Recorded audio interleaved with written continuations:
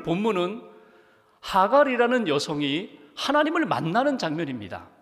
말씀의 배경은 이렇습니다. 아브람과 사레가 하나님으로부터 약속을 하나 받습니다. 내가 너에게 자녀를 주리라. 그런데 10년이 지나도록 자녀가 없었습니다. 그래서 이 아브라함과 사레가 인간적인 방법을 사용합니다. 사레의 몸종인 하갈을 통하여 자녀를 얻겠다는 것입니다. 그리고 그들의 인간적인 계획은 성공을 거두게 됩니다. 그 하갈이 임신을 하게 됩니다. 그런데 임신을 하자마자 사레 여주인과 하갈 몸종이 서로 갈등을 겪게 됩니다. 결국 견디다 못한 하갈이 집을 나가게 됩니다. 광야로 나아가 방황하게 됩니다. 그 방황하는 하갈을 하나님께서 찾아가서 만나주시고 그의 삶을 붙들어 주시면서 다시금 인생의 방향을 바꾸어 주시는 것이 오늘 본문의 내용입니다. 오늘 하갈을 만나주신 그 하나님, 저와 여러분들을 만나주십니다. 하갈이 체험했던 그 하나님, 저와 여러분들이 오늘 체험해야 할 하나님이십니다. 그 하나님은 어떤 하나님이신가? 오늘 말씀을 통하여 다시 한번 하나님에 대한 믿음과 체험이 저와 여러분들 가운데 있기를 주님의 이름으로 기원합니다. 오늘 말씀 7절과 8절을 다시 봉독하겠습니다. 7절, 8절 두 절 함께 봉독합니다.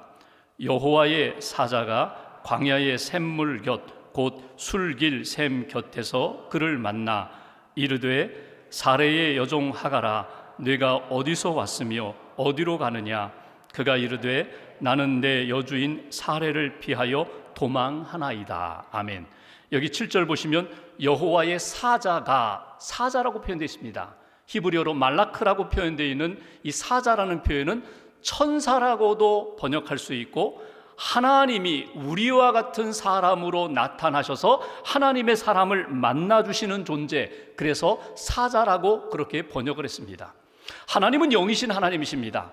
하나님이 우리 눈에는 볼 수 없지만 우리가 볼 수 있도록 만나서 대화할 수 있도록 우리와 같은 몸으로 이 땅에 오신 존재가 오늘 여호와의 사자입니다. 신약시대의 예수님이 성육신 우리와 같은 몸으로 오셔서 십자가를 지시고 구원하시기 전에 구약 사건 속에 보면은, 구약 성경에 보면은 믿음의 사람들을 여호와의 사자가 만나주시는 사건들이 있습니다. 그 사건들 가운데 제일 첫 번째 사건이 오늘 여호와의 사자가 하갈이라는 여인을 만나주셨다는 것입니다. 지금 광야입니다. 남쪽으로 계속 내려가고 있는 하갈이 어느 한 오아시스를 만나게 됩니다. 샘이면서 우물입니다. 그곳을 향하여 가보았더니 한 사람이 거기에 서 있습니다. 하나님의 사자가 오늘 하갈을 만나는 장면, 8절을 보시면 하나님의 사자가 오늘 하갈에게 제일 먼저 던지는 질문이 있습니다. 8절을 다시 한번 보십시오. 이렇게 하나님의 사자가 하나님께서 하갈에게 질문을 던집니다. 사레의 여종 하갈아 내가 어디서 왔으며 어디로 가느냐. 이 질문에 대하여 하갈이 받았던 처음 생각, 처음 느낌은 무엇일까요? 아니, 이분이, 나는 모르는 분인데 이분이 내 이름을 알고 있어. 하갈이라는 내 이름을 알고 있어. 종이라는 신분을 알고 있어. 그렇다면 내가 지금 왜 광야로 나왔는지, 내가 지금 어디로 가려고 하는지 이 모든 것을 다 알고 있단 말인가? 그래서 하갈의 대답이 무엇입니까? 8절 끝부분을 보십시오. 나는 내 여주인 사레를 피하여 도망하나이다. 저 도망자입니다. 있어야 할 자리를 지키지 못하고 도망하고 있습니다. 여기 하나님께서 하갈에게 던지셨던 질문, 사레의 여종 하갈아 네가 어디서 나왔고 어디서 왔고 어디로 가느냐. 이 질문은 책망 같아요. 내 자리를 좀 지켜라. 내 인생의 현주소는 무엇이냐. 책망같이 들리는데 오늘 이 질문 속에 하갈이 은혜를 받았다는 거예요.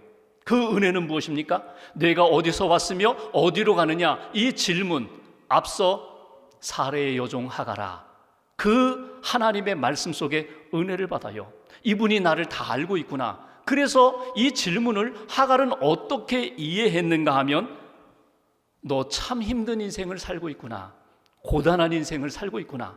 지금도 고난의 길을 걸어가고 있구나. 너 참 고생이 많구나. 내가 다 알고 있다. 하갈은 그렇게 이해했다는 것입니다. 오늘 하갈과 하나님과의 만남 속에서 하나님이 하갈에게 보여주신 하나님의 모습이 있습니다. 그리고 우리가 붙들어야 할 하나님의 모습이 있습니다. 첫 번째, 하나님은 어떤 분이십니까? 하나님은 찾아오셔서 만나주시는 하나님이라고, 그렇게 오늘 성경은 우리에게 보여주고 있습니다. 지금 하갈이 힘들고 억울해서 하나님을 찾아간 것이 아닙니다. 하나님께서 먼저 하갈을 찾아오셔서 만나주시는 장면입니다. 왜 하나님이 하갈을 찾아가셨을까요? 왜 만나주셨을까요? 왜 그의 마음을 만져주고 계실까요?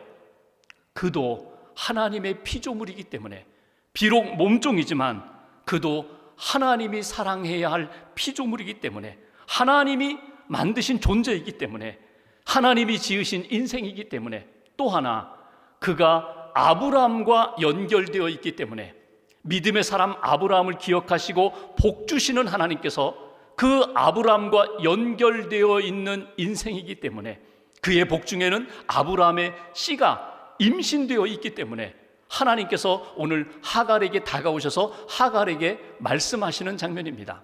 여기서 우리는 하나님의 성품을 찾아 올리게 됩니다. 그것은 우리가 조금 실수하고, 우리가 조금 잘못하고, 우리가 하나님의 자리를 지키지 못하고 빗나간다고 해서 하나님이 단번에 심판하시거나 단번에 버리시는 하나님이 아니시라는 겁니다. 하나님의 성품이 무엇입니까? 기다려 주시고, 찾아가 주시고, 그를 용서해 주시고 회복시켜 주시는 하나님, 그 성품이 오늘 본문에 그대로 담겨 있습니다. 하나님이 계속해서 말씀하십니다. 9절 말씀 보실까요? 하갈에게 하나님이 하시는 말씀, 제가 봉독합니다. 여호와의 사자가 그에게 이르되 내 여주인에게로 돌아가서 그 수하에 복종하라.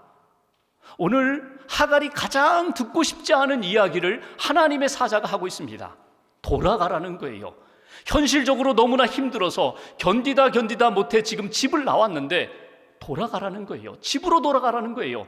그리고 그 사례의 수하에서 복종하라고 이야기합니다. 여러분, 차라리 죽는 게 낫지. 내가 그거 싫어가지고 지금 거기에서 뛰쳐나왔는데 다시금 돌아가라? 그 밑에서 그에게 복종하라? 참 감당하기 어려운, 따르기 어려운 말씀을 하나님이 이 하갈에게 주셨습니다. 여기 복종하라는 이 표현을 원문대로 보면은 안하라는 말이에요. 원래 복종이라고 번역을 했지만 이 안하라는 말은요, 학대라는 말입니다. 그가 임신하자 사레가 자기를 학대했잖아요. 그게 안하예요. 근데 여기 복종하라는 이 말을 하나님이 어떻게 하갈에게 말씀하시는가 하면 재귀 명령형으로 말씀하십니다. 그건 뭐냐면 스스로 그것을 하라는 거예요. 스스로 학대하라는 거예요.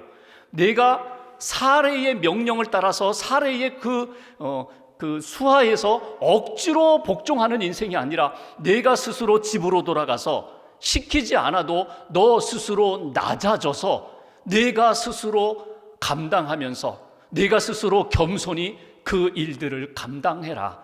하나님이 보고 계신다. 하나님이 주신 말씀이다. 이것이 오늘 주신 말씀입니다. 어찌 보면은 이 하갈 입장에서 가장 감당하기 어려운 명령을 하나님이 하갈에게 주셨습니다.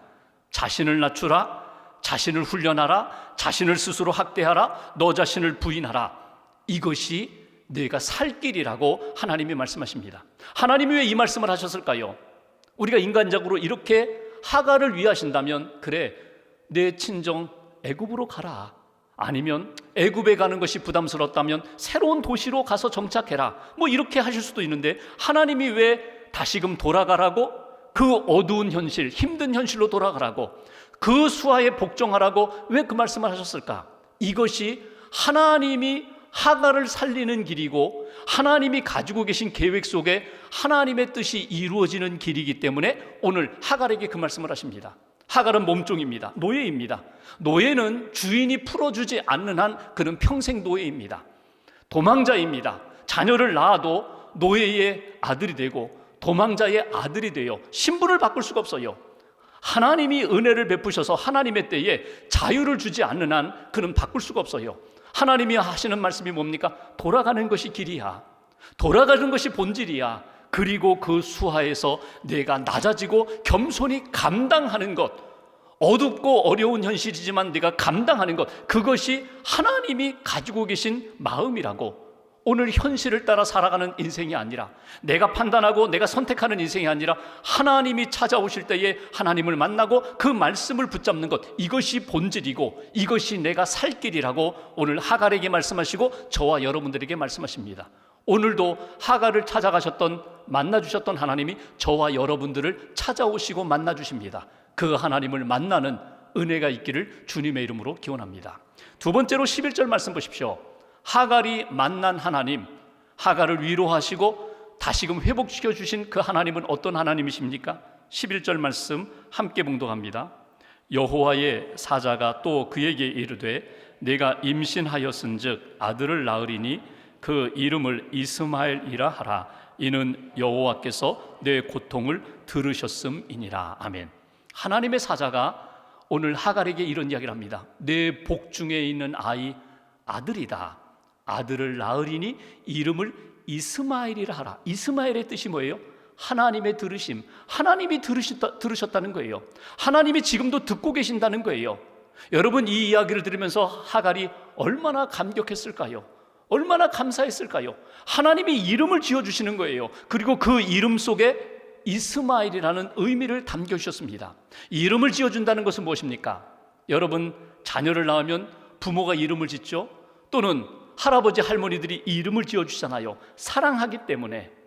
무엇인가 사랑의 마음을 담아서 내가 돌보겠다, 내가 책임지겠다, 관계가 있기 때문에 이름을 지어주는 거거든요. 하나님이 오늘 하갈에 그 아이의 이름을 지어준다는 것은, 하갈아, 그 아이는 내가 책임져 줄게. 내가 이름을 지어주니 내가 보장해 줄게. 그 이름의 뜻 내가 듣고 있어. 너의 눈물, 너의 고통, 너의 부르짖음, 너의 신음소리 내가 다 들었고 내가 지금도 듣고 앞으로도 들을 거야. 이것이 오늘 하나님께서 하갈에게 보여주신 자기의 모습입니다. 여기 두 번째 우리가 얻을 수 있는 신앙적 교훈이 있습니다. 하갈이 만난 하나님은 어떤 하나님이세요? 들어주시는 하나님, 듣고 계시는 하나님, 그 부르짖음을 외면하지 않으시는 하나님. 오늘 우리가 만나야 할 하나님도 바로 그 하나님입니다. 우리의 신음소리, 우리의 아픔소리, 우리의 울부짖음, 하나님 앞에 울부짖는 기도를 하나님이 들어주신다는 거예요. 사실 하갈은 지금 이 상황을 원하지 않았어요. 자기가 아브라함의 아이를 얻고 싶다고 해서 지금 이렇게 된 상황이 아닙니다. 전혀 원하지도 않았던 상황이에요. 자기의 여주인이 그렇게 시켜서 자기는 그렇게 그냥 따라갔을 뿐이에요. 대리모가 되었을 뿐이에요. 그런데 하나님이 그 모든 상황을 다 보고 계셨고 하나님이 듣고 계셨다는 거예요. 그때 내가 속으로 얼마나 힘들었는지, 얼마나 울었는지, 얼마나 저항했는지, 그럼에도 불구하고 하나님 앞에서 내가 그렇게 울부짖었던 소리를 내가 다 듣고 있다. 그 이야기를 오늘 이스마엘이라는 이름을 지어주시면서 하나님이 하갈에게 말씀하시는 것을 듣게 됩니다. 여러분, 하나님은 그런 분이세요. 우리의 울부짖음 기도를 들으실 뿐만 아니라 우리가 기도하는 것에 대하여 하나님이 가장 선한 것으로 응답해 주시는 하나님, 보장해 주시는 하나님, 선한 길로 인도하시며 책임지시는 하나님. 다윗의 신앙 여정을 보면은 그가 어려움이 참 많았어요. 그때마다 그는 하나님 앞에 기도로 풀었고 예배로 풀었어요. 하나님 앞에 기도할 때에 하나님이 들어주심을 그는 체험했어요. 시편 34편 6절에 보면은 다윗은 이렇게 고백합니다. 이 곤고한 자가 부르짖음에 여호와께서 들으시고 그 모든 환난에서 구원하셨도다. 하나님이 내가 어려움에 빠졌을 때 부르짖었더니 하나님이 응답해 주셨더라. 예레미야 33장 3절 말씀, 너는 내게 부르짖으라. 내가 내게 응답하겠고 내가 알지 못하는 크고 은밀한 일을 내게 보이리라. 하나님 우리에게 기대하세요. 기도해라, 부르짖어라. 내가 듣고 있다. 내가 응답하리라. 여러분, 하나님 앞에서 기도할 때 응답해 주신다는 분명한 확신만 있다면 하나님이 이미 들어주셨고 지금도 듣고 계시고 앞으로도 내 삶 가운데 눈물, 아픔, 부르짖음을 들으시는 하나님, 그 하나님을 더 가까이 맞이하시고 만나시고 하나님이 들어주신다는 것에 대한 체험이 있을 때 우리의 인생은 달라진다는 거예요. 칼릴 지브란이 쓴 글에 보면은 이런 표현이 있습니다. 당신의 눈물 앞에 하나님의 선물이 있습니다. 내가 하나님 앞에 통곡하는 그 시간, 그 미래에 하나님의 선물이 있다는 거예요. 눈물로 부르짖는 그 시간, 하나님이 들으시고 내가 만들지 못하는 선물, 여호와 이레로 예비하신다는 믿음을 가지고 하나님 앞에 기도하라. 믿음을 가지고 하나님 앞에 나아가라. 오늘 하갈이 만났던 하나님, 저와 여러분들이 만날 수 있기를 주님의 이름으로 기원합니다. 또 한 가지 13절 말씀 보실까요? 하갈이 만난 하나님 어떤 하나님이세요? 13절 한 절을 같이 봉독합니다. 하갈이 자기에게 이르신 여호와의 이름을 나를 살피시는 하나님이라 하였으니 이는 내가 어떻게 여기서 나를 살피시는 하나님을 배웠는고 함이라. 아멘. 여기 보시면 하갈의 신앙 고백이 나옵니다. 하나님이 하갈의 뱃속에 있는 아이의 이름을 지어주시고 하나님이 만나주시고 위로해주시고 새힘 주시고 내가 내 모든 삶을 듣고 인도하리라. 하나님을 만나고 체험하니까 하갈이 하나님 앞에 신앙을 고백해요. 그 신앙 고백이 무엇입니까? 하나님의 이름을 지어드려요. 여러분, 하나님의 이름을 지어보신 적 있으세요? 성경에 보면은 믿음의 사람들이 하나님을 만난 다음에 하나님의 이름을 지어요. 하나님 앞에 신앙을 고백하는 거예요. 하나님은 여호와 샬롬의 하나님, 하나님은 여호와 니시의 하나님, 하나님은 여호와 라파 치료하시는 하나님. 하나님의 이름을 신앙 고백으로 짓는 것처럼 오늘 하갈이 하나님의 이름을 지어요. 그 이름은 무엇입니까? 엘로이라고 짓습니다. 나를 살피시는 하나님. 예전 번역 성경에 나를 감찰하시는 하나님, 하나님이 나를 보고 계신다는 거예요. 나를 보시는 하나님, 나를 살피시는 하나님이라고 오늘 하갈이 하나님의 이름을 짓습니다. 여기 이렇게 고백을 하죠. 내가 어떻게 하나님을 볼 수 있겠어? 그리고 내가 어떻게 하나님을 보고서 이렇게 살 수 있겠어? 하나님을 보는 것도 불가능한데, 하나님을 본 사람은 모두가 다 죽는다고 했는데 나는 하나님을 보았고 하나님을 본 사람으로서 나는 이렇게 살아있어. 이것이 바로 하갈이 경험했던 신앙 체험이에요.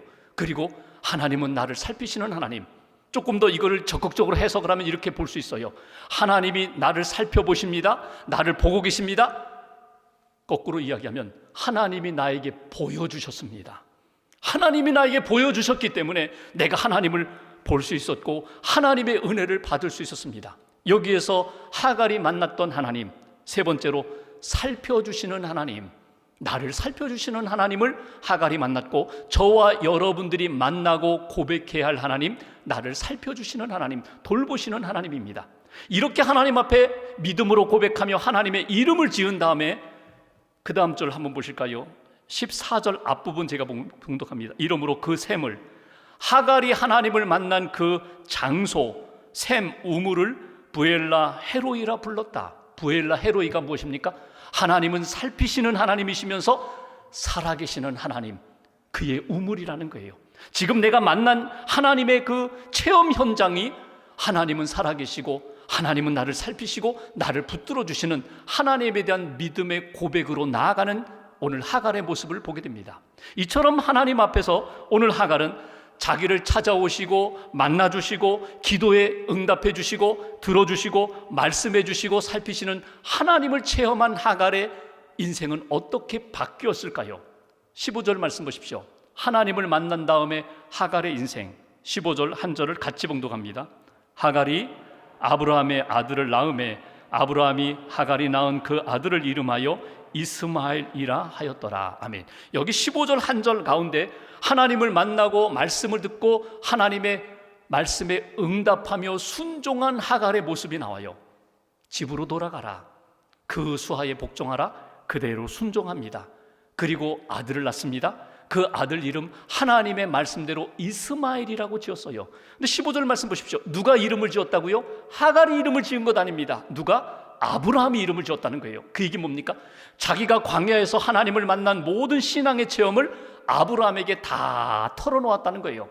내가 집을 나가서 방황할 때 하나님 찾아오시고 나를 만나주시고 말씀해 주시고 내게 약속을 주시고 이름까지 지어주신 그 하나님을 내가 만났습니다. 그리고 아브라함과 사레가 하갈의 신앙 체험을 그대로 받아들이면서 이스마엘이라고 이름을 짓는 모습을 보게 됩니다. 여러분, 순종하는 것이 쉽지 않아요. 그냥 하나님을 만났으니까, 하나님을 체험했으니까 순종하면 되지. 여러분, 그것이 쉽던가요?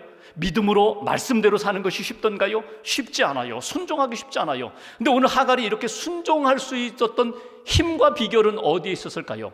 하나님을 체험했기 때문에 그래요. 하나님을 분명히 만났기 때문에 그 만남을 통하여 믿음의 확신이 있어요. 하나님이 말씀하셨어. 하나님이 보장해 주신다고, 하나님이 책임지신다고 하셨어. 그러니 나는 하나님의 말씀대로 순종할 거야. 왜 우리가 순종하지 못해요? 믿음이 약해서 그래요. 왜 믿음이 없어요? 하나님을 체험하지 못했기 때문에 그래요. 살아계신 하나님을 만나지 못했기 때문에 우리의 머릿속에는 믿음이 있는데 삶 속에서 역사가 일어나지 않는 거예요. 하나님 앞에서 다시 한번 우리가 사모하는 마음으로 살아계신 하나님, 살피시는 하나님, 들어주시는 하나님, 오늘 나를 찾아오시는 하나님을 만나고 그 믿음으로 승리하기를 원합니다. 기도하시면서 그 길 걸어가시기를 주님의 이름으로 축원합니다. 어떤 예비 신랑 신부가 만나서 이렇게 미래에 대한 계획을 하면서 이 자매가 형제에게 한 가지 제안을 했어요.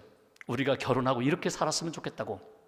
결혼하고 매일 저녁 잠들기 전에 꼭 손잡고 기도하고 잠들면 좋겠다고. 이 약속이 이루어졌어요. 그리고 신혼생활하면서 그 약속대로 날마다 잠들기 전에 손잡고 기도하는 거예요. 하루를 돌아보며 감사하고 또 내일을 준비하며 감사하고. 그런데 어느 날 남편이 술에 잔뜩 취해가지고 집에 돌아왔어요. 그래서 아내가 여보 그래도 오늘 약속한 대로 손잡고 우리 기도하고 자야지. 그랬더니 그 남편이 오늘은 당신 혼자 기도해. 당신 혼자 기도해. 그리고 그냥 침대에 누웠어요. 그러니까 이 아내가 그래도 약속한 건데 그래서 침대에 누워있는 그 남편의 손을 붙잡고 기도하는 거예요. 하나님 오늘 제 남편이 술에 잔뜩 취해서 집에 돌아왔습니다.